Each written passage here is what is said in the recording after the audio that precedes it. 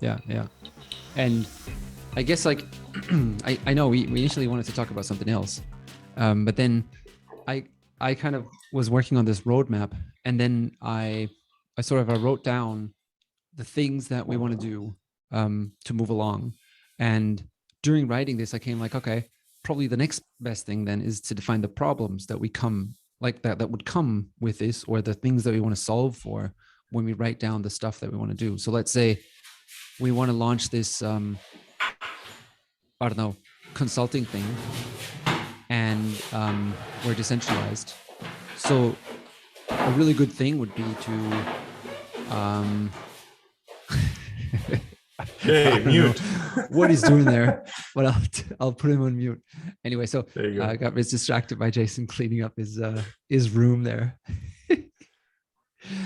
Anyway, so yeah, I guess like we let's say we were running this, like we want to do this consulting thing, and in order to do this consulting thing, we kind of have to, in this decentralized world, when you're on Discord, there's people joining you've never met, you might never meet, and you've got no idea. You don't have a job interview with them. You don't know anything about them. You don't have a contract with them. So one of the ways you can solve this, when you put them on a customer project, like a client project that's going to pay for them. So that was kind of like one of these first questions. And I had so many more. And then I guess like yesterday we had a really cool call with the community, and one of the guys, he talked like a lot about airline miles and how at McKinsey and other big consulting firms, they incentivize more senior members by letting them pay. Like if you I'm just quoting him now. I've got no idea how it really works out there, but if you become a partner, then you kind of have to deposit money, and that will then, like carve something out of, like, you will have to pay that money. They will even give you a loan to do that, but you'll kind of have put like some chips on the table, and with that have skin in the game. And that's something that that you have to do if you want to become a partner. And becoming a partner obviously means you get more access to more pay in consulting, right? And you got like client relationships and stuff like that. So I thought like that was something that was really cool, that we could build into our side as well, right? You could have people stake some tokens to become a core contributor. Yeah, I think following the model of like the consulting firms or law firms, like the partner model, like I guess you start as like an associate, you become then like full consultant over time, and then you can eventually, if you perform well and you bringing in business is also often a key factor in these things. Then you might be offered a partnership, and then that usually entails some buy-in. So I think all three of us have not experienced this, but we've had several people pop up on Discord just explaining that in some detail. And I mean, and it makes sense, right? Because it goes back to the principal agent problem that you guys talked about in an earlier episode. You want to transfer somebody from being an agent who doesn't have any skin in the game, who can just show up, potentially do something that's damaging to your reputation, maybe not show up to a client call, or write something that simply isn't true, or some other things, act somehow on behalf of the organization but misrepresent it. And then there's nothing really you can do about it. So that's why you want to make sure that, so this is one aspect, right? This is just one aspect. So then if there are principals, if they have ownership stake in the organization, then they wouldn't do that because it would hurt their pocketbook, so to say, right? Yeah. They're because they would like own tokens, and if the reputation is severely damaged, then people would maybe start selling tokens, like selling shares, right? Or they would have them staked somewhere, and like Ethereum works in a similar way, or the Ethereum 2, or like every proof of stake system, right? So if someone does not adhere to protocol and doesn't validate blocks on time or go offline, they can have their stake slashed. That's what it's for, right? So you stake a certain amount of money, and with ETH, it's like 32 ETH that you have to stake to become a validator. And then if you go offline then and miss validating blocks or do stuff that the network asks of you, then your stake can be slashed. They can take away from that. And I think that's also a powerful mechanism that you could do. Question then is like, who decides on that? Like, who would be, yeah. Would people trust the three of us kind of to say like, hey, we're gonna slash your stake and take away 3 ETH because you damaged the reputation? And he might not think he's damaged the reputation, right? That's always the problem. Kind of, it has to then be like a consensus mechanism, a voting mechanism or something. Right. There would have especially to be it's going to be subjective items, right? Exactly. Yeah. The core contributor community, so to say, would definitely have to, it would have to almost be like a trial. Like both sides get to present their case and then they vote on it in a way.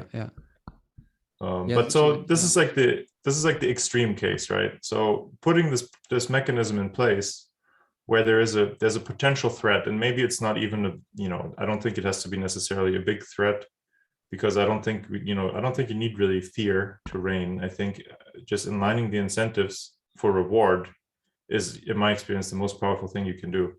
And then keep the threat like, however, if you really screw up, there is something we have some recourse. Yeah, that's like in the footnotes, but I think together that makes a really powerful system. So like in the consulting firm or the law firm, I would assume people buy into the partnership mostly because it entitles them to a much bigger chunk of bonuses, for example, right? So there's a better correlation between business they bring in and money they get to take home. Yeah. And I think that's what's probably driving that much more than if I mess up, then there's recourse. That's like, that's a small risk they're willing to take. Yeah, exactly. Yeah. I think like the carrot is a better driver than the stick in a lot of cases. Yeah, for sure. So we kind of went to the most complicated case first, right? So we have these different work streams, content education, consulting, and DAO structure. And we're kicking off content first because it's very much what attracts the most members to the DAO, but also has been bringing in opportunities for consulting and other gigs. So I think we're starting with that because it helps us, but then it's also an easier case, I think, to think through. So maybe we can kind of roll back a little bit and think through that one first. For content, yeah. So to me, and maybe I'll just have a, if I look at the roadmap that I've written out, that was just like a brain dump, what I thought, and in terms of on the content side, what I see like it just scale would be just go from one to many, because currently all the content is produced, like not all, like this podcast is now produced by 3 people, not only me. So we're 3.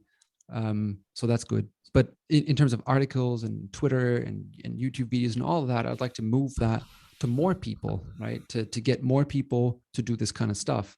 And the natural question is then, how do you incentivize these people? Like, how do you get them to create content for us? And one of the things that definitely comes to mind for me is like, we don't have any content yet, right? We don't have any token yet. So it can't be a token that's driving the people that already come in and create something. So last week we had somebody in the community who asked, he was talking about Frax, a stable coin on Ethereum. And he then kind of was interested in doing a diagram. So we've got all these diagrams on Tokenomics DAO.com, and I suggested, like, why don't you do a diagram for Frax? If you're interested, that'd be something that'd be super valuable. I could put it onto the site. And he did it. He created it, right? I didn't give him any carrot. I don't have a stick for that. I can't do anything to punish him because he's just like voluntarily showing up and doing something. So he just did it. And there's nothing at all. So what will be driving this guy, right? Maybe next time he can come on and we can ask him. But I think like in one way, he's already seen how most of these communities in Web3 work or in crypto work. Like people come in and show up, and then with that coming in and showing up, you kind of build this reputation. And what this reputation then does, and this is what you've been explaining, Lovis, right? This reputation then lets you, without any written down contract, without any written down ranks internally, it still lets you somehow climb these ranks, because people maybe just subjectively realize that this guy has done something, and they've seen him around in Discord, and he's created a bunch of content. And then next time a paid gig comes around, maybe in consulting, or a big piece needs to be written for the platform, and we have some money to spend on that, we might reach out to him, right? So that might be enough of an incentive already, just this reputation system. Yeah. So I mean, you've built up several hundred followers on different content platforms, and I think just getting published on some of those is a huge incentive, right? True. Yeah. And producing work and having people who have some experience review it and give feedback on it, that's valuable. For a lot of people, channeling their curiosity into something productive, creative, actually producing something is also very rewarding. Yeah. So maybe for that, you don't even, I don't know, maybe you need a token at some point. You need to pay them for something, because people also need to pay their bills in the end of the day. But I mean, the only way I can see us doing this for now would be like with a minted token of the DAO, right? We kind of do this, we raise time from these people. We give them this token that we've minted for no cost, and reward them with that, and hope they that's enough in return for their work. So that could be something. But yeah, like that was just like one of the thought tracks that I had. How do you and then also like this whole train behind it. Let's say somebody comes and writes an article and it's not high quality. How can you ensure that like people just publish, or like come back to us with work that's like really, really good, that's their best? They've given it a lot of effort. They've tried really hard, and it's really the best they can do. How can we achieve that? How do we get there? And what would that be? And I was kind of like thinking, I don't know, what would motivate me? Like certainly for me, a very strong motivation would be if I could be published on a very big platform, right? And I would, let's say they've got like hundreds and thousands of followers and readers, and I would get the chance to be published there if the piece that I sent through was really good, and it didn't necessarily have to do a lot of editing. I'd probably do a lot for that, even if I wouldn't get paid, just to get published there, right? Because it gives me readers, and like it's really cool if people read your stuff. If you spend a lot of time on writing and nobody reads it, that's kind of not so cool. So that might be enough for this. But then on the other side, it's kind of like you need to grow the platform first, like to have enough followers and readers to make that attractive for a lot of people. Yeah, I'm kind of still thinking through what would be the best way to optimize for that, and then things come to mind, like how do you update, or how do you ensure like content stays up to date? How do you make sure that like this, like let's say we have a like a whole bunch of people in the DAO, and they all kind of go about and write something. I don't know if that would be the right thing. That maybe we need some mechanism to align them along something, like a DAO messaging, or a brand, or we have some guidelines, and I guess like some sort of incentive system to get them to like not just go ahead and create this work on their own, but like talk to each other. Some will align it. Would also be good. So there's all these problems, kind of that I see with scaling this content production. And I don't know how maybe real publishing houses or content writers, how they do it, or freelancers. I mean, freelancers, obviously, they would just like get paid, right? If they do the job.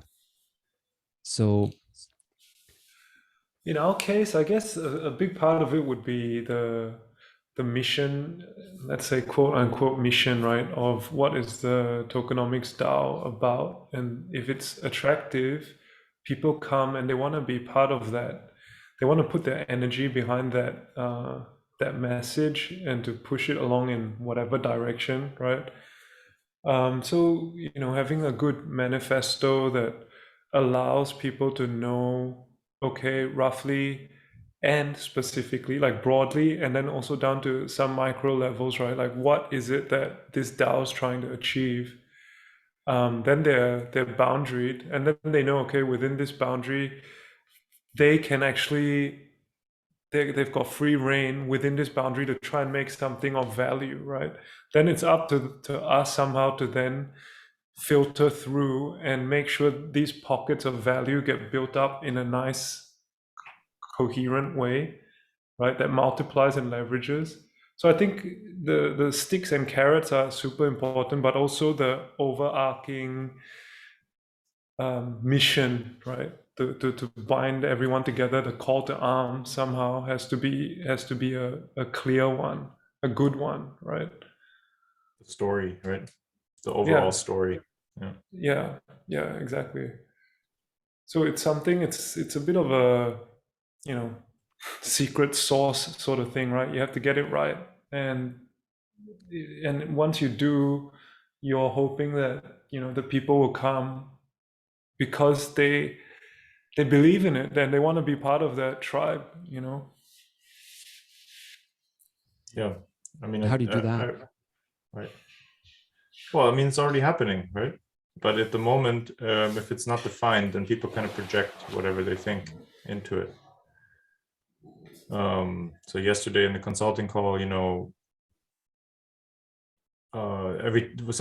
thing that always comes up is, well, is consulting focused on builders or investors? It's like, well, it can be either, right? The first people that approached us for gigs were builders. They're trying to build a protocol or a DAO, and we help them with that. But then it can also be an investment fund who says, hey, I want to put substantial money into some of these protocols. Which one? Which one should I do? Right? Based on your tokenomics analysis, like that could all, that's a equally valid question. And then a third person comes in and says, DAOs are super hot right now and people are trying to build and structure their DAOs, just like these guys here. And how do you do that efficiently? And can we help them set these up and design their tokenomics and, kind of also give them like a strategy roadmap, how you build a community and all these things. Because so this person was a consultant for, I don't know for who, but they said, there's going to be huge opportunity to do this if we can kind of offer like the DAO package almost, So what I'm trying to say is, if we don't define it, like if the core group doesn't define it, then people just come in and project, and they think, oh, this is what this is about, right? Yeah. And that can be great because you can be super, super wide, but getting to some substantial depth is probably going to be difficult if you try to attack everything at the same time. Yeah. But I think we've done a good job with the manifesto, kind of setting some, I mean, not ground rules and not rules, but like making some statements, I guess. And now it's, we're like on a mission building, on a missionary trip, so to say, try to figure out to define it more closely. Yeah. Okay. Yeah, I think like I guess like the manifesto is, I really like it. It's really cool, but I'm still like, how would that incentivize someone? Like, how do you go on from there? Like, what else is needed? like, Jason, you brought this up, like the narrative. What else is needed to spin this narrative? How do you become a narrative builder so that we have a really cool narrative that at the end, that might be enough to drive a lot of people to do stuff and work on this, right? Mm. Yeah.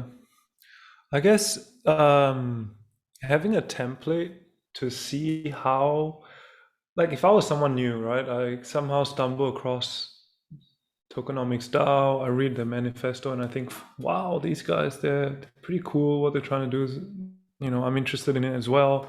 Yeah, maybe I'll write something. I guess there's also that inertia to get over, right? To create for somebody for the first time, to make relationships, to join that Discord group, to figure out, hey, what do I need to do, right?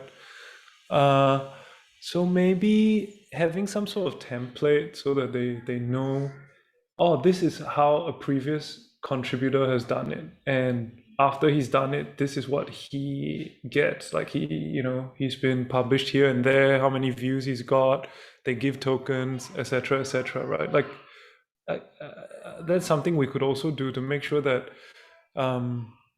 whoever's new, when they're coming in, they've got that drive to do something, but hopefully there's not too many roadblocks that stops them from actually creating, and seeing how, let's say, if maybe we can have dashboards or something like that in the group to show, hey, this was the last guy who contributed, this is his piece number 3, he joined when.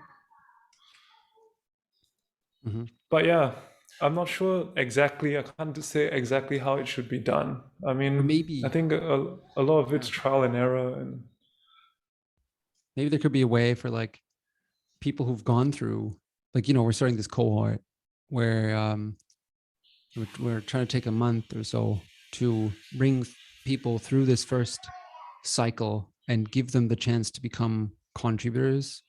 mm-hmm. And we came up with this like proof of work where we're kind of saying like, hey, you need to produce something, you need to show us that you are keen on the one side, but also that you can deliver something of quality, and it will kind of be a gate for us then decide and say like, yeah, I think this guy's ready, he seems to be committed enough and he seems to have some experience, this will be a good fit to become a contributor.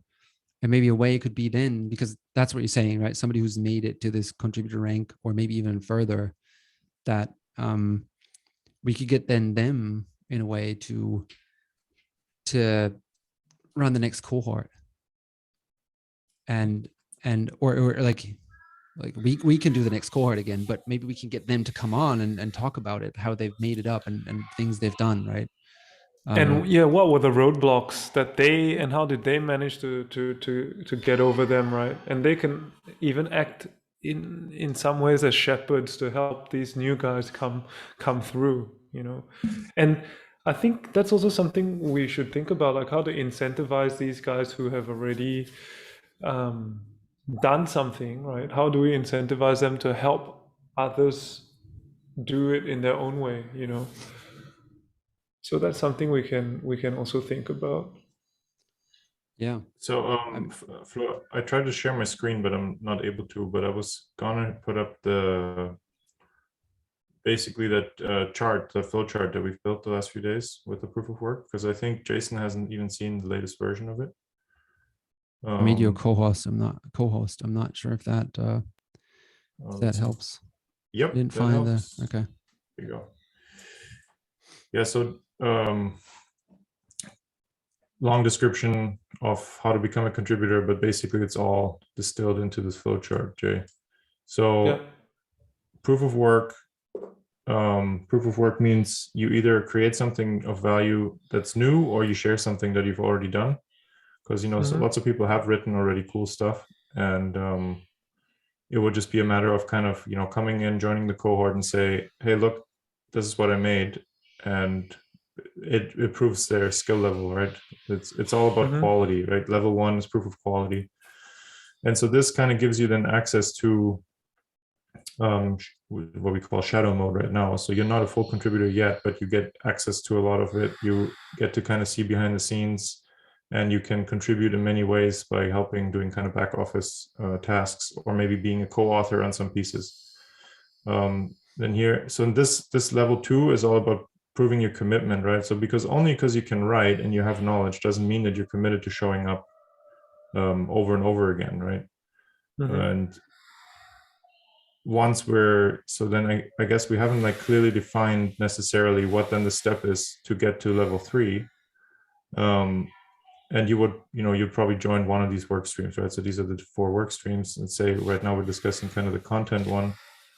And then once there's like a reputation established and trust that you are both high quality and committed, then you would become a full contributor. And then here we had yesterday kind of this really good idea popped up that this also shouldn't be permanent, right? That there should be some sort of expiration on this. If you say you make core contributor and you do some stuff for a month or so, but then you completely, lose track and you ghost us for 3 months or something, then it should kind of drop your level back so that you have to kind of, start over in a way. And Jason. But then, yeah. So just to bring that up, like, because I thought it was super interesting. The idea about that, or the idea from that, came from airlines. And you've been on the Chris plane a fair bit. Gold. Yeah. So if you don't fly for a year, then you're gone. You don't get into the lounge, and you have to fly some more. So that's. And I think there's so many other ways, not only McKinsey, but airlines and many other ways where you can borrow from to build up something like this. So sorry for interrupting. I just wanted to bring this in. Not at all. So we have these on both sides, right? So there's a potential to drop back all the way to like guest level almost. And then I guess. So I presented this yesterday. Flo, you presented this in at least one call that I was in.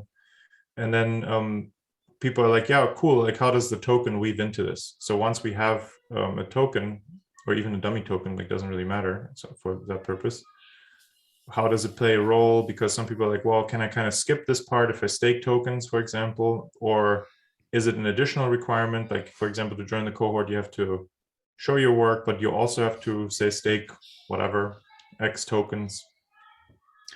And so just an observation, my vibe is that people are more than willing to do it. They're excited about it because of the prospect that it, if you stake a token and you also know that you're putting in work, now you have a direct correlation between effort you put out and potential value increase for your token. And I think that in itself is a huge incentive because, I know it is for me, because so far I've kind of always felt like I'm a little on the outside looking into crypto space because I felt blocked by the fact that I'm not a developer, I'm not a coder, right? So I was like, oh man, like, how can I ever contribute in this meaningfully without having the skill to like build my own protocol or my own smart contracts or my own DeFi app or something like that. But so as it turns out, in a DAO, you very much have the opportunity to produce value and have it tied to a token in some form.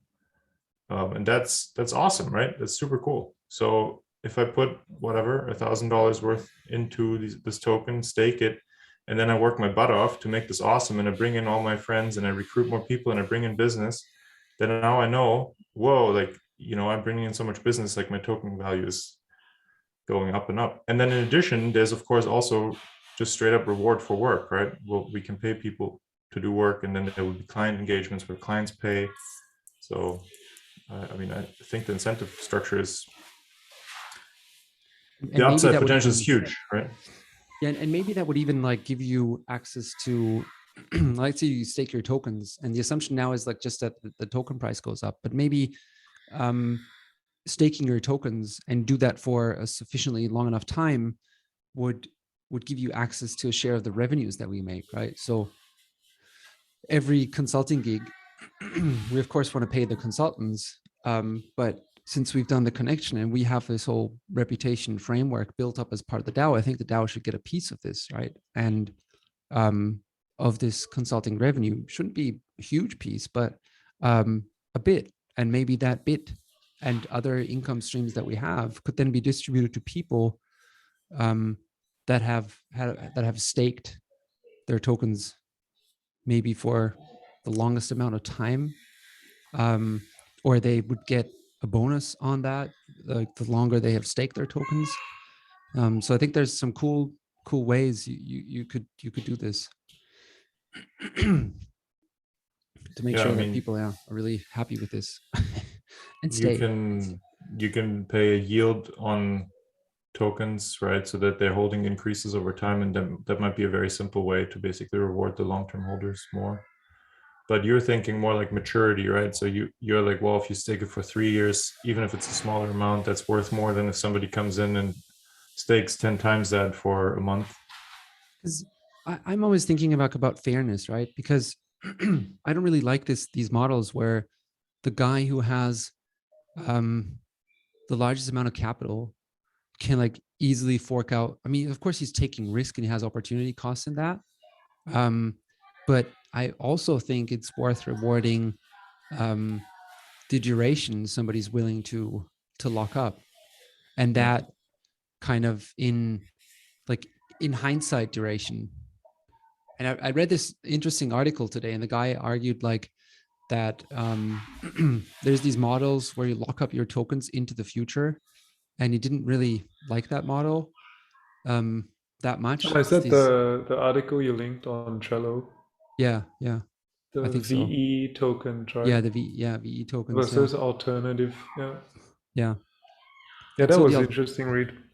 Yeah, it definitely was. Yeah, we can link it in the show notes. And so I guess what he was doing, or what he was saying is like this, and this again is like kind of like in the corporate world, because the employees that have been with a company for a long time, they're usually quite valuable, right? Because they know the ins and outs of the company, and they've just gained a lot of experience on how the thing works. They might have some like downsides in and of themselves. Maybe they like become too accustomed with the company or have become lazy. But yeah, I think all in all, they're really valuable assets. So like people who've staked their token for a long time, maybe they could deserve a bit more of the share that we get, right? So that's kind of what he advocated for, that holding your tokens or staking your tokens for a longer amount of time will give you more access to a boost. So anybody can just withdraw their tokens, but then they will have to start from zero again, building up this like boost level that you get maybe from revenue share. And that's kind of this gentle model. It's not this like hard locking up like a VE token model does. Well, it's not a time capsule where you have to put it in and you won't be able to get it for a year. You can withdraw any time, but the longer you stake, the better the reward. Yeah, exactly. Yeah. That's cool. I like that. Yeah. I think that's kind of like the Satoshi's Bitcoins have never been moved kind of a thing. Like you can almost, you can like, it's like, whoa, and then somebody will, like in 10 years, somebody will look at like, oh my gosh, this wallet all of a sudden is moving the tokens to an exchange. Like, what's happening? Flow is cashing out. That'd be interesting. Yeah. I'm not sure if that's a good thing then. If he's selling. No, but the point is it will be transparent, right? Just like a disclosure for if a CEO buys or sells stock in his own company, it has to be disclosed. I think that makes sense. Yeah. So, but maybe while we're at this chart, maybe we can look into this and we can think about a few examples of how this particular thing would be done in the real world, right? So this is really a problem that I had, was like in consulting, right? You usually you have a customer that signs a deal with you for a project, and then that deal, there's all sorts of legal stuff, and they say, hey, you gotta deliver this thing until this point in time, and if you don't, you'll have to pay a fee or fine and whatnot, and all that happens. And then basically one company the consulting company commits to the client to delivering it, right? So they'll do everything in their power to then, make sure that that project is a success, basically. And so the thing I was thinking, like, how can we do that in this decentralized world where you have no one that you actually know? There's maybe not even contracts between the two parties. And how do you trust the consultants that you put onto the project? For once, they would have climbed these ranks. So they would have put in proof of work to get to the rank of core contributor within the DAO, right? And by the time they've reached this rank of core contributor, then they've spent a lot of time to get there. So if they now get into a client project, and they see it kind of goes sideways when shit hits the fan, and they're like, oh God, I don't want to deal with this. For them, then it's like they have to decide, I'm going to give up the reputation and all this I've worked for to become a core contributor and maybe pull through this project, or maybe pull through this project, right? So that's kind of giving this up or not. But is that enough kind of to keep people going on this thing? Because like also they wouldn't get paid for the project, but that's like a short-term thing. You can say like, yeah, well, okay, I'm gonna miss on the 10K that I get for the delivery of this project, but I don't have the stress either, right?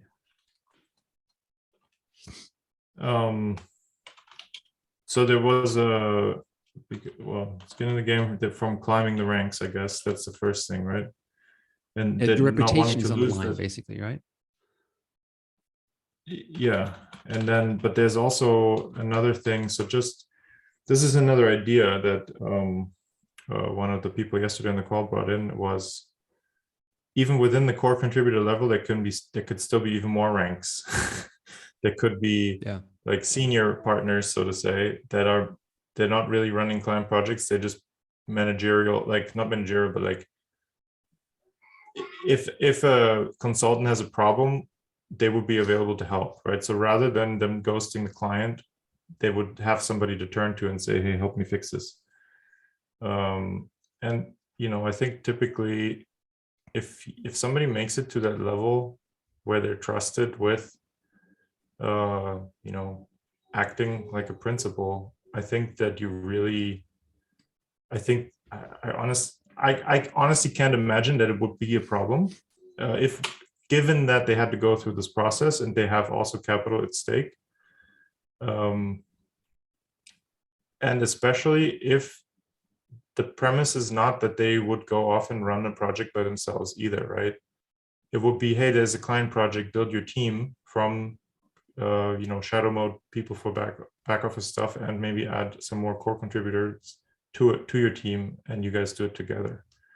And then that is also again like a mechanism for accountability in a way, right?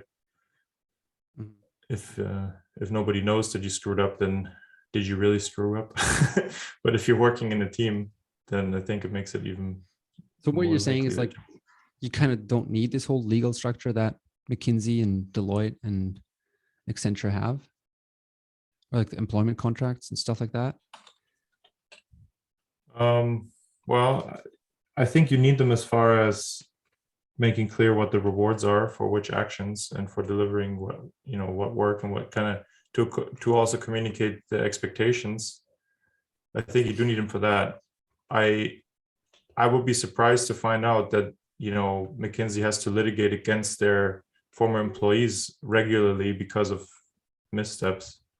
I think that happens maybe in a single-digit percentage, so low single-digit percentage. So I would assume that happens very rarely. So yes, you do need structure to make sure the expectations are clear. But once they're clear, I think that this case of somebody completely messing up, like on purpose, right? Messing up on purpose almost is super rare. Yeah. Well, in the case of like a real consulting firm, what what comes on top, most of the times you meet people physically. So that's a different thing. You like meet them in person somewhere.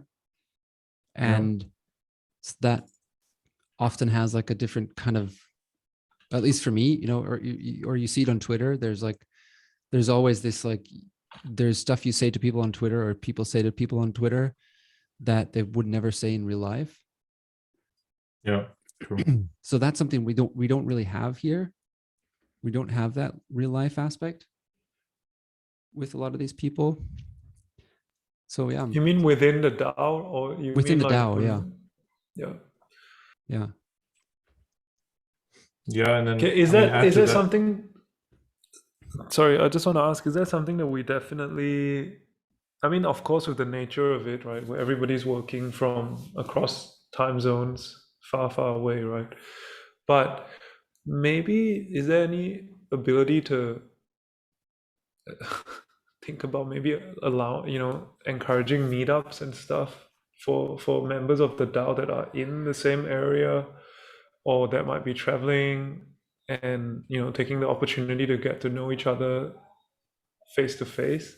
Maybe that helps bring this whole digital ecosystem, give it another layer of actually real life relationship, right, building. Maybe, I don't know, it's just a brainwave, but just might add added resilience, right? What about? I think it's. I mean, this is against. Well, I think Jason for sure. I think meetups can and will happen, right? Like we could do a retreat.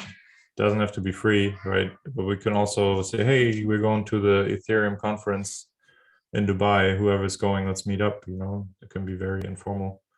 Yeah, but I don't know if it's something that's. I don't think you can mandate it, right? Ever, because if we have people living in remote places of the world, maybe they simply don't have the cash to travel, or they have 4 kids, or what, whatever reason. Yeah, but definitely not mandated, but just as in something to keep in the back of our mind, to say that there are positives to it, right? Even though we're in this work mode where we rarely see each other face to face, there is value to meeting up if and when it's possible. Yeah. What do you guys think about doing this is like super counter to Web3, and it's also kind of counter non-credentialism, but what about like a KYC process where they, like, once you make it to this level, we need to get a digital copy of your passport and a bank account statement or something like that? Like what would you use it for? To sue him? To sue that person? I don't know. Like and like globally? Like me here from Australia, I'm going to sue somebody in Brazil. I don't think that's going to work. No, it's not like, going to work. And especially like it's going to be that guy who contributes. He doesn't even have a company. It's like it could be like an individual somewhere, and maybe he's not even. He's like completely anonymous. We don't even know who he is. So he definitely won't do that. Like he on purpose. Yeah. So like even if we had it, I don't think it would really help. So. Isn't there? So you've spent quite a bit of time with Bankless DAO. There is a core contributor who's like a cartoon octopus, isn't it? I don't know if it's at Bankless DAO. I think it's somewhere else. Maybe it's somewhere else. But there's a bunch of people that are like anonymous, or at least a few. Anonymous, right? Completely, and I think like we see this a lot in crypto and Web3. There's many people who choose to be that, and I definitely respect that. I think that's totally cool. Everyone you to see himself. You see it even on Discord. Like I feel like a weirdo for having my real name on there. Yeah. Everybody has a handle, right? Yeah. You should choose something else, Louis. I know. But it's too late. The only thing I could ever come up with for my handle was Bavarian, because I was the Bavarian in America, but I'm no longer in America, so I can't use Bavarian anymore.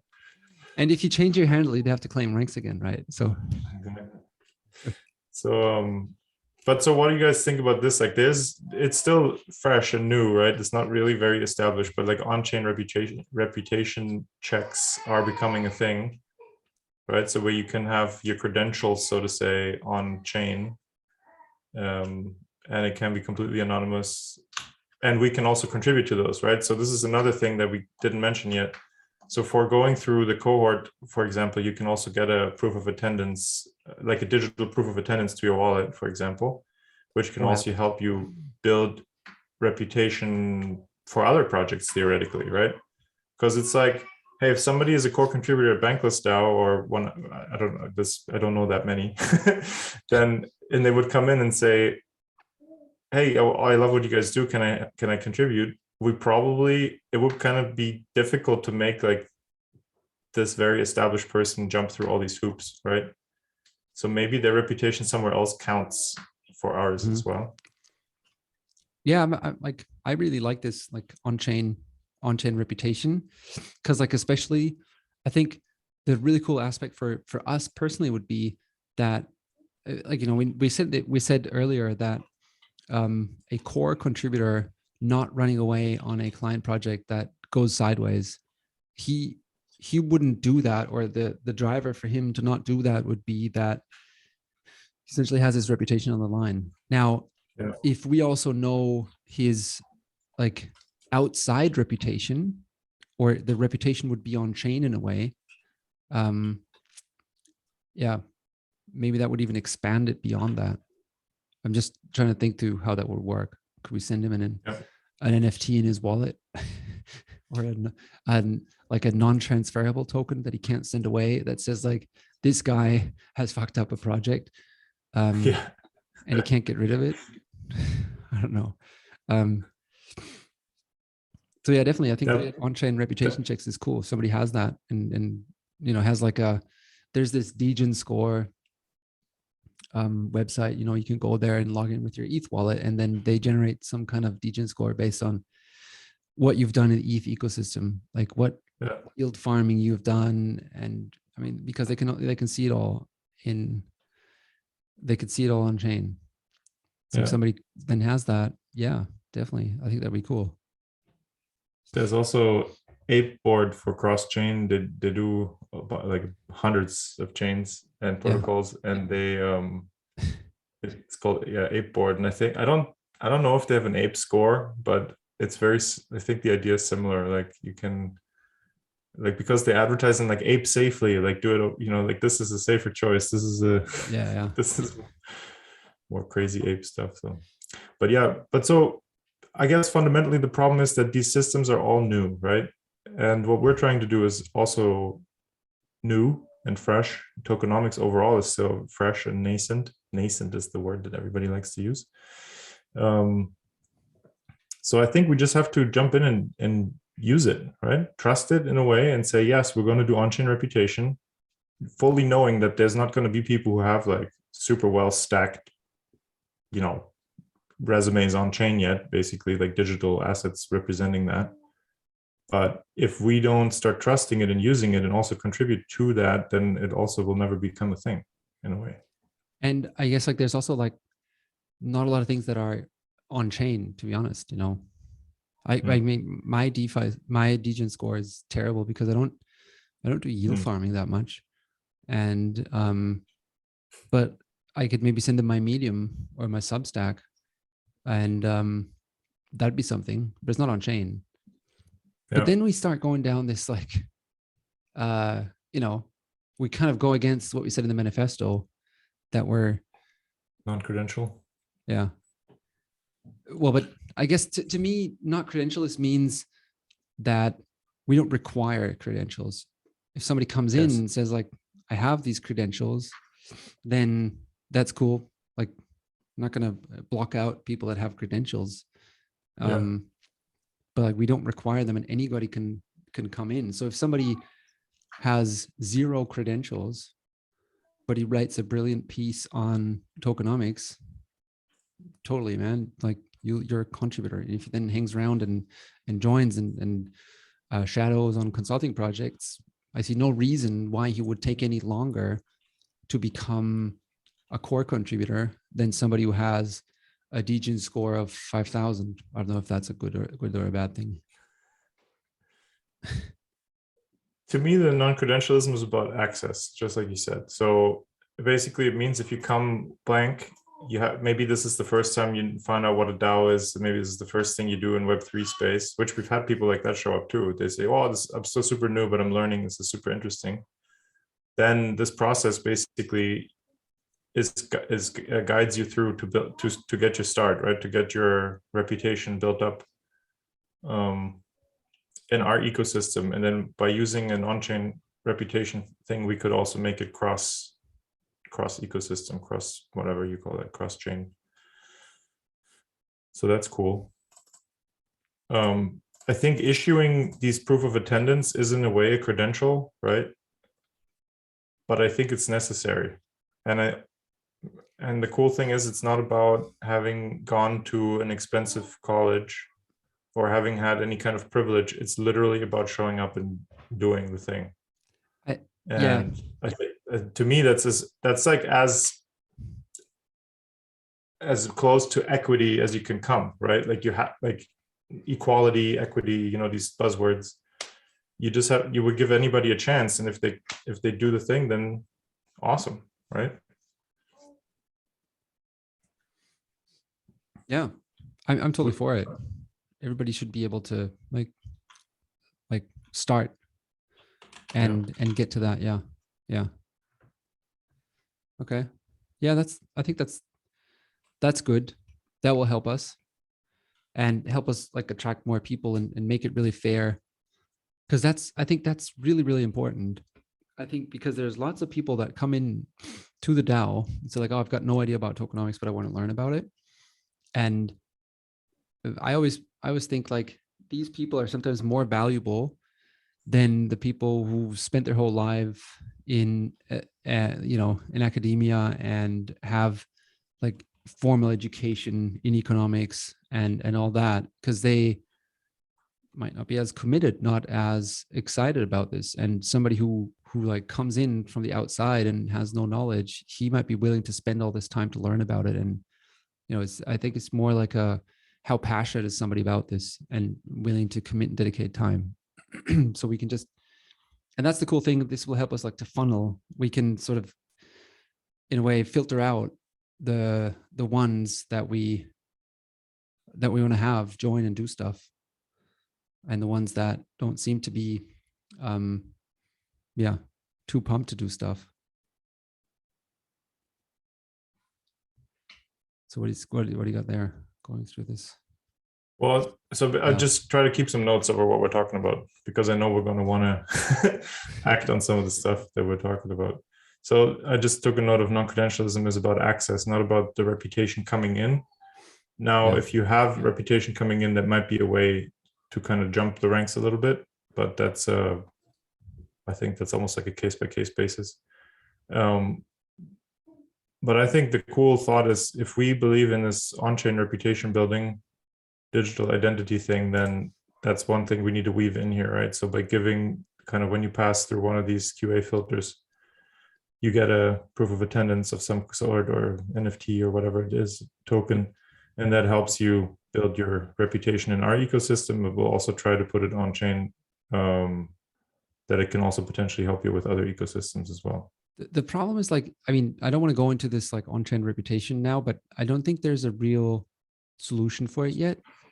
And definitely NFTs are not the right thing, because like, I mean, a POAP is an NFT, and NFT is transferable. So I can attend ETH Dubai and can send you my POAP. So you can then go and claim that you've been to ETH Dubai, whatever that's worth, and then maybe join as a contributor here, because we say, oh, everybody who's joined ETH Dubai is definitely worth becoming a contributor. And yeah, that's something that needs to be worked on. There's some token standards that are discussed, like non-transferable tokens, and potentially people could use self-sovereign identity. I'm a big fan of that. I've written something about that. I can link it if people are interested on how to like do credentials with that. That's a whole nother topic. I think in order for us to do that, there still needs to be some infrastructure. Unless I haven't seen any latest and greatest updates, and there's something really simple and easy out there. But POAPs are somewhat kind of like, semi useful for this. Okay. But anyway, like maybe sometimes it's just enough as like an incentive, people for people to join meetings. You know, I see that a lot. Like people just collect them, like baseball cards or like stamps. They join calls just to get the POAPs. Yeah. So just drawing from your experience with other DAOs, how does Bankless do it, right? Is there this sort of process where you kind of have to prove your work first, or how does it work there? Yeah. I mean, there's this, it's pretty much this, it's not as well described, I guess, as this. But there's this level 1, and you have to buy tokens to become a level 1 member. And then everybody just does stuff. And then there's different roles that exist for level 1 and layer 2 people. And people need to apply for these roles. So the roles are just like, there's like a kind of like a job posting, or somebody steps down and then the role becomes available, or in a new proposal, people work out that there's a new role, and then people would apply for that new role, and it could be voted on who gets the role. And then there's layer 2. And I think this is I found that really cool, and I think this is something that inspired us for this like core contributor. The layer 2 that they have is something they cannot buy into. You just get it via nomination, right? So you'd work, and you'd kind of like in our chart here, you'd be on this like level 2 proof of commitment level. You'd like keep working and doing stuff and supporting projects. And I think it's a really strong incentive then, if you know that if I really show up all the time and I do a lot of work and I do really good work, and I feel like a strong role in the DAO, then at some point somebody will nominate me to become this core contributor, this layered level 2. And I think this is just without any tokens involved, because for layer 2 you don't need more tokens, you don't get paid more tokens or nothing at all. And I think it's just this like being nominated to this is something that's like also like just powerful enough. Yeah. I mean, it's like I see it in the corporate world a lot. It's like these email signatures or job titles, you know. Everybody I see now is running around as a director. And they just think it's really cool and important to be a director. So they work hard to be a director, whatever that means, you know. Yes. I mean, you're also a big shot, so you are on that level, but but no, I like always for thought the early people, you know. But I've done proof of work, you know, and I've shout out myself. I always thought that I've started several smaller businesses, and I've never called myself CEO or whatever, president, you know, because I always think it's so ridiculous. Like, unless you have, I don't know, at least a couple of employees, who are you CEOing over, you know? Like, it doesn't make any sense. So I just thought founder was the more appropriate thing, because that's yes, I founded it. Does it mean it's successful? No, most of them aren't, you know, and most of mine aren't either. So unless I have like 10 employees, I'm not going to call myself a CEO, something like that. Yeah, sure. But so this idea with the nomination and then leveling up, I think we actually had this idea before and kind of lost it a little bit. So I'm happy that it came back. In there. I think it's still in this like number 4 core level QA filter. Oh yeah, you're right.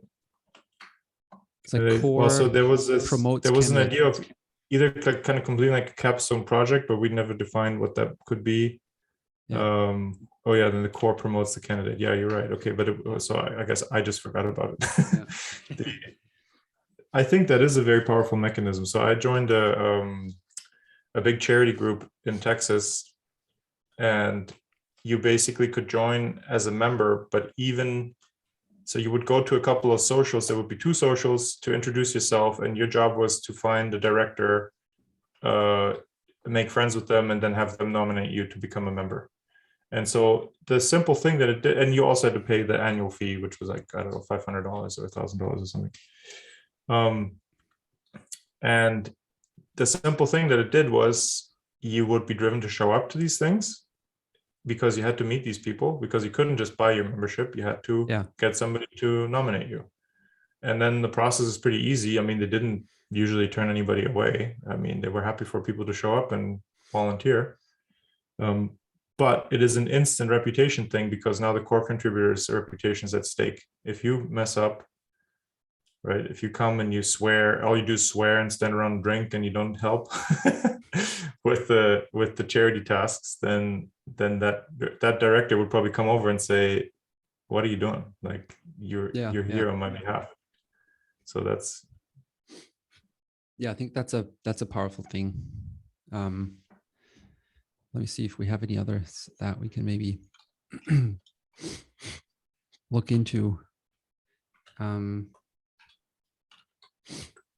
Yeah, I was thinking of often when you've done a consulting gig, and let's say you've completed that successfully, and you've maybe done 2 or 3, so you have your own client base, and maybe you've produced a bit of content as well.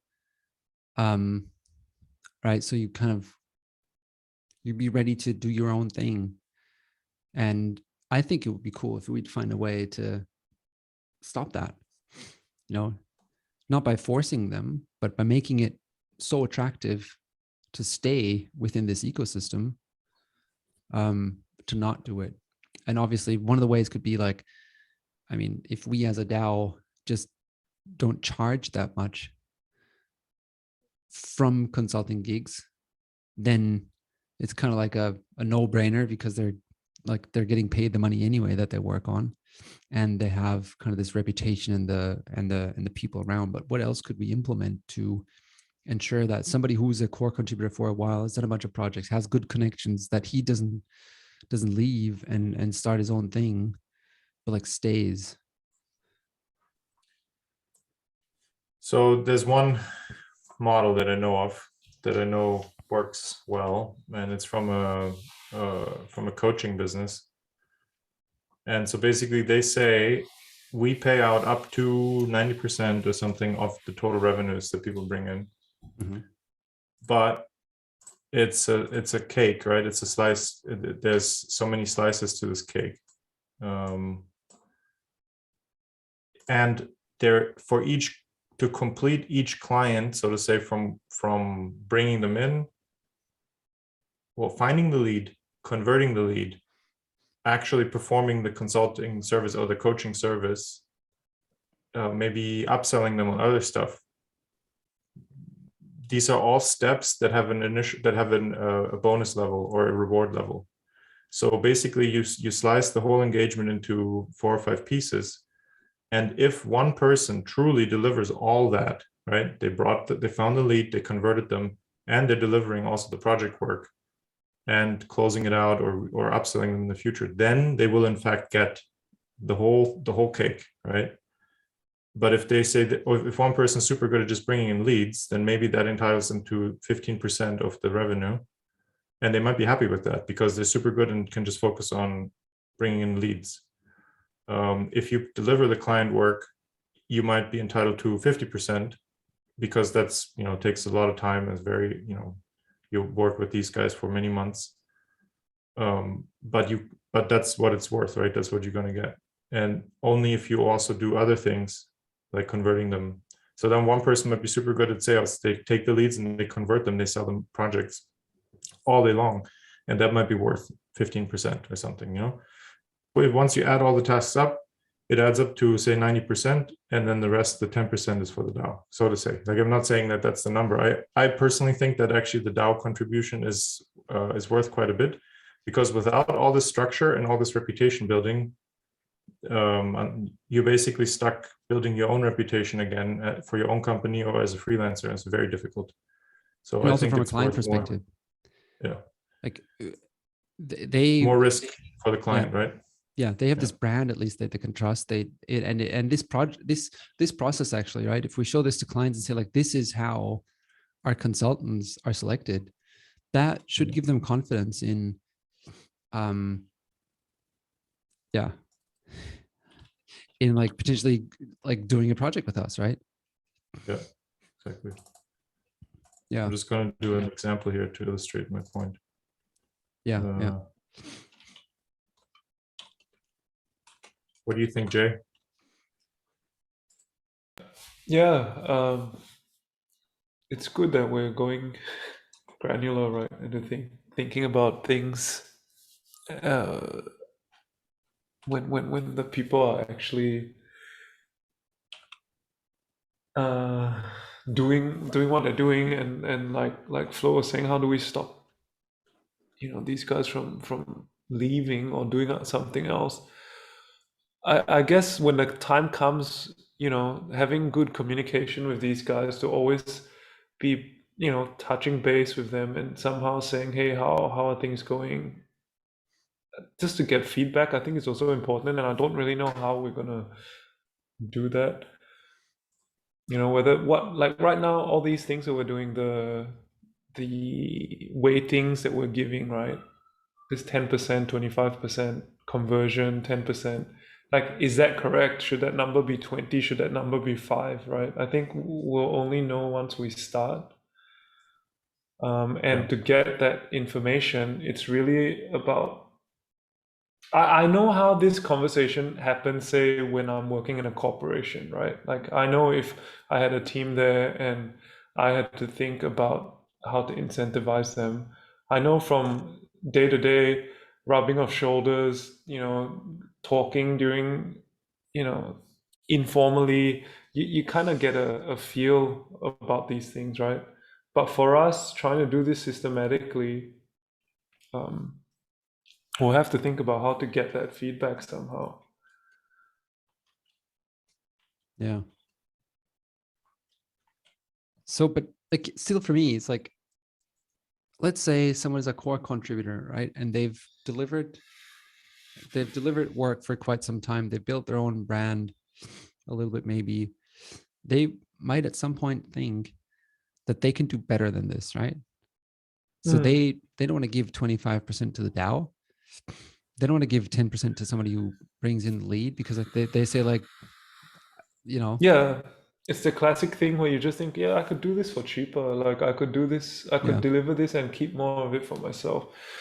When you guys were talking about it, I was thinking one other very powerful motivating factor that would keep somebody within the tribe, right, is to give them the space to build within the DAO, right? Like, to say, hey, do you have any ideas? Do you want to come up with some new systems? Do you want to come up with you want to chase some new product, or build some new product, or chase some new niche, right? Then they kind of use the DAO as a tool to create something that's their own. And then when that happens, they don't really want to leave, right? Because why leave when you have the DAO here to leverage off of, but you still get the creative space to do what you want to do, or to build to a certain vision that person might have. Yeah. I think that's a good point. Like, we could definitely make that open. So I've got another one. And that's like, we've been talking about this flywheel that we have going, right? And I've explained this on a lot of the meetings and the calls that we had. It's this, that we don't actually sell the consulting thing, and the consulting thing wasn't the first thing that we had. We didn't go out and say like we wanted to do tokenomics consulting. That wasn't a thing, and still isn't, like, to me, isn't still like the main focus. It's more on the content side. And so to me, it's like, this is like the content that we produce is like this funnel or this gravity, this source of gravity that we have, where we do proof of work for the outside, right? So we create great content, and then somebody would read it and would think like, oh, he's put in the work to research this, he's written about it, and he's done all this, and like, I'm sure he could help us with our project, so I'll reach out to him, right? So that's kind of how the first projects that we had came about, right? Somebody's read the stuff. And then we discussed that recently, and I think like it's really important that we keep this content creation going, because otherwise the mechanism will stop, like in some way, right? If we now only focus on consulting and run off and do these gigs that we now have, or the opportunities that we have, then new ones will stop coming in because we stop producing the content. So to me, it's like this like flywheel that needs to happen. So somebody gets to the core contributor level, and I really want that core contributor to not only like do consulting gigs, but to also share that knowledge that he has with the community by creating content, and that producing that content will then again lead to that giving us more access to more projects, right? Because we're doing proof of work, clients will see it and they will be like, yeah, that's a really good article, and I've seen 4 of these from these guys again. I want to do a project with them, right? And they'll bring us another project. So it has to be this like this circle. But how do we incentivize a core contributor to like share this knowledge instead of just like, yeah, being consultant? How make sure the flywheel doesn't stop? I mean, couldn't we make it like a SOP that, you know, every time after What's an SOP? sorry, standard operating procedure, like every time after sorry, you know, Singaporean, a lot of acronyms. Every time after I forgot the last one. Every time after a project is concluded, right, that there is a after action sort of review, you know, what were some lessons learned, what could have been done better, how was this, how did the lead come about, how was it converted, you know, was it through a relationship, was it through somebody reading an article, right? And during the project, what happened, what did we learn? Well, you know, did we have to go and get help from somebody else? Do we have to go back and do some studying, you know, whatever, right? What are the mistakes we made? How do we make sure everyone in the DAO doesn't make this mistake again, right? And then once this is done in a certain template, let's say, we could give the option to the contributor to write something, you know, just to put it on the for our records, whether we want to then put it out as content, we can still discuss, right? Like, hey, this is interesting. Do you want to write a piece on it? Yeah, that's the more important part. Like, it's like, I think like this SOP, standard operating procedure stuff, that's very important for us, like internally, to find out if like projects go well. But the more important stuff is like feeding that flywheel, because the SOP wouldn't feed the flywheel necessarily, because the flywheel is more like the external thing, right? So that'd be like, would almost have to be like this. After you've done a consulting gig, you have to do a content piece to be eligible for the next consulting piece again, or something like that. But maybe the guy doing consulting isn't so comfortable with producing content, right? But if he's done that SOP piece where it's in that template where all that information is there, somebody else could do that content piece, you know, and then get that incentive, right? But he could come on the podcast, right? Like maybe just like doesn't like writing, he can give them talk, right? Yeah, we could give them options. Hey, do you want to do a YouTube video? Do you want to write a piece for you know, in words? Do you want to come on a podcast, or do you want to, you know, help another person in the DAO come up with one of the 3 things? Since if let's say you want to be anonymous, or you're not interested at all, but could you at least fill up this thing and then give this person context when he's writing or producing that piece of content?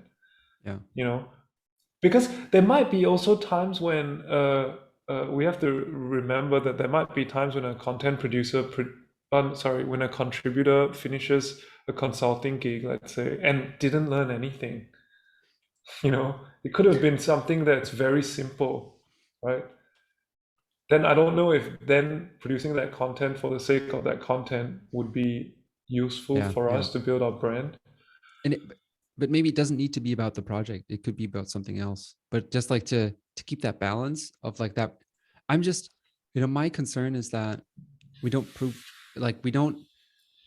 produce enough content, because currently consulting is where the money's at, and everybody can see that. Everybody can Yeah, I see, get what you mean. if I go into consulting, then I can get well paid by clients because I'm adding value to the clients. But that will stop. And it's a sure thing. It's a sure thing. You do it, you get paid, right? Yeah. Content's not so linear. Content is more like the long-term thing. Like it's like. But that's an opportunity, right? Yeah. That's an opportunity. So that's also an argument why the DAO contribution has to be pretty high, because we need to pay the content creators. So we funnel revenues from other sources into paying content producers. That makes complete sense. I think Flo, you're more. If I hear you right, you're thinking you want this to be organic, right? So you want the person to have that cyclical thing of content plus work plus content from, like after doing the work, learning enough to then produce a new piece of content that then gets a new piece of work, right? Yeah, because whereas if it's taking more share off the consulting gig is for me like more of a stick, not a carrot. But I want to give the core contributors a carrot, if that makes sense, right? Well, so maybe we can. You guys done wake surfing before? No, I have not. Just do waves. Know what that is? But you know what that is? It's like there's a boat going on the lake, and then I have done that. But it creates a wake, right? But you're not holding on to any you're not holding on to a cable or anything. You just jump off the side of the boat on a small surfboard and you ride the wake, right? You've done that, Lovis? Yeah, I've done it, but I still needed a rope because the wake wasn't big enough and it wasn't good enough. Yeah. I needed ropes and it didn't help me neither. But I've seen people do it and they're pretty freaking good. But what I wanted to say is maybe we need that picture to show. We need to get that picture somehow in front of everyone that's contributing, right? Because the content is the boat, and that boat creates the wake. We can then use that energy to then do consulting gigs, right? So to make it very explicit, right, to the people that, hey, content's good because content has a looks good. So Lovis, every time somebody joins Discord, he needs to watch 5 videos on wake surfing. Yeah. Remember, the boat, content is the boat. Can we do a meme with exactly? We haven't produced any memes. Maybe we can do a meme. Yeah.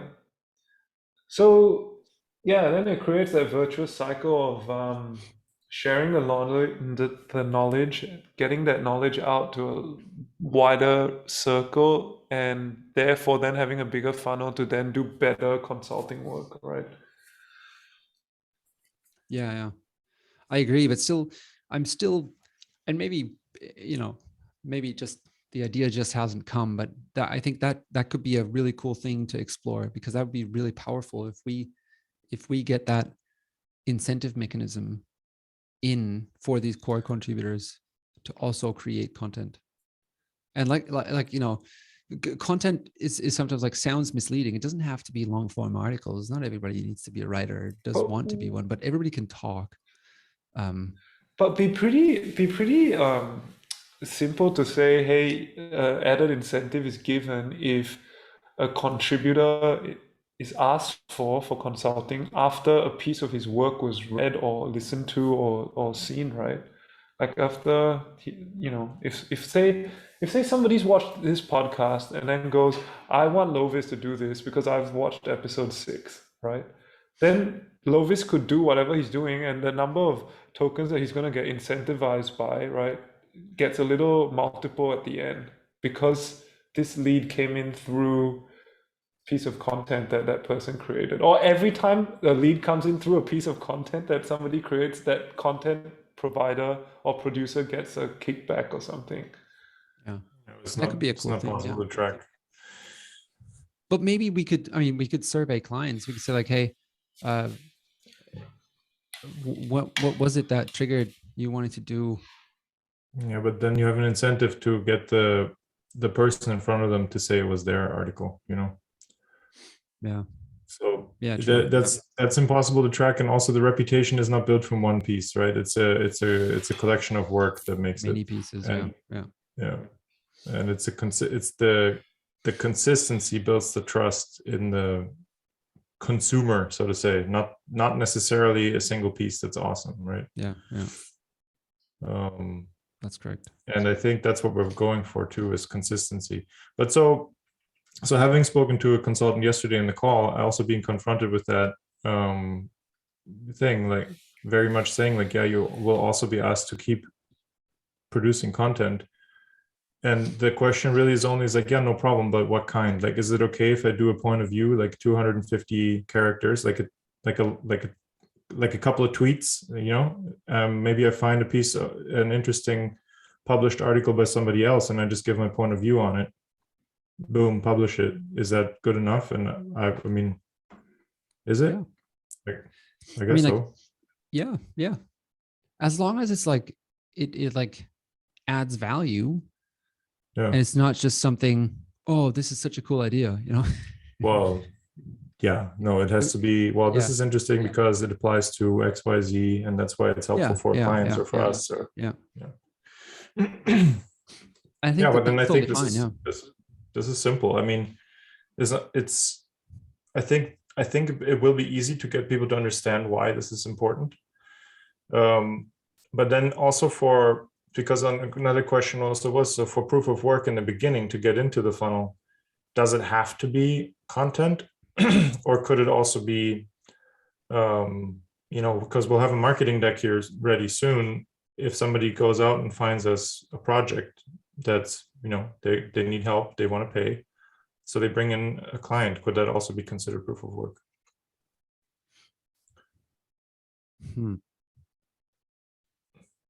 It's like, yes, if you write about it. Yeah. If you bring them on the podcast, I don't know. It's a good question. I don't have an immediate answer for it because, I mean, we're not really hiring salespeople.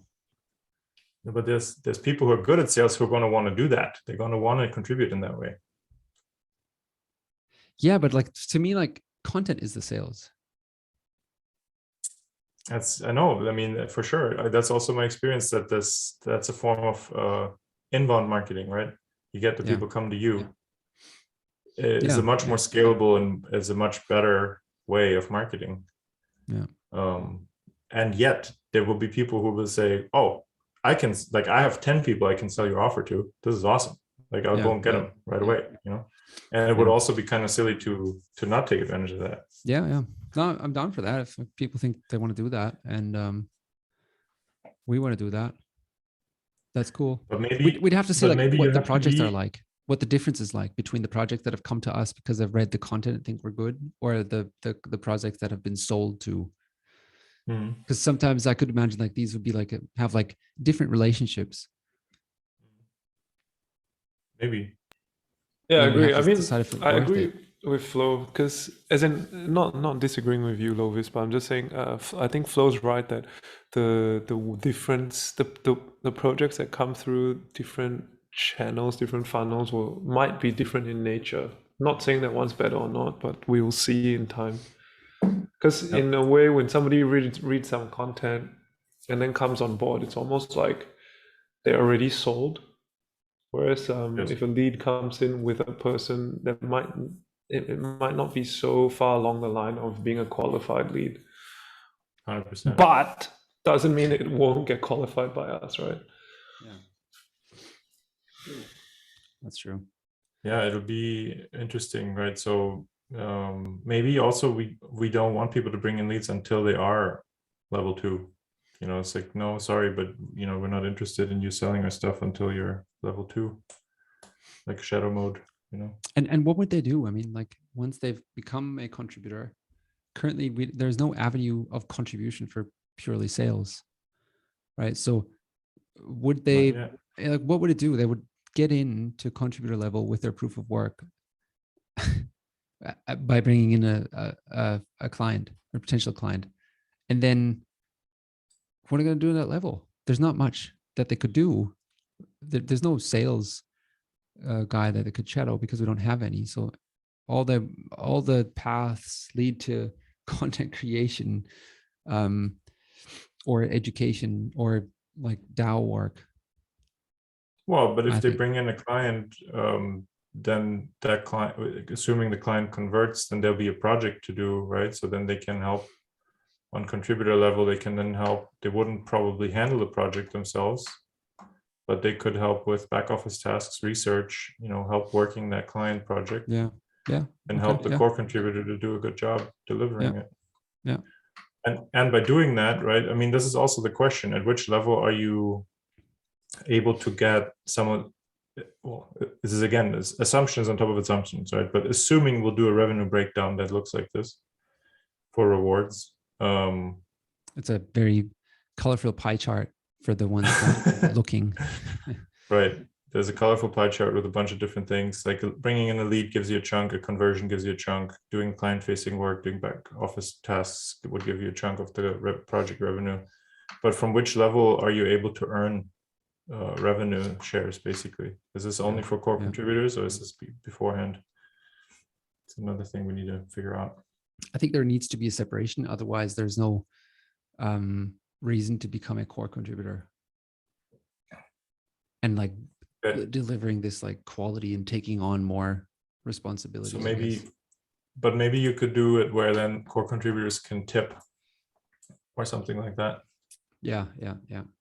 They get maybe like every project has like a tipping budget or something. I don't know.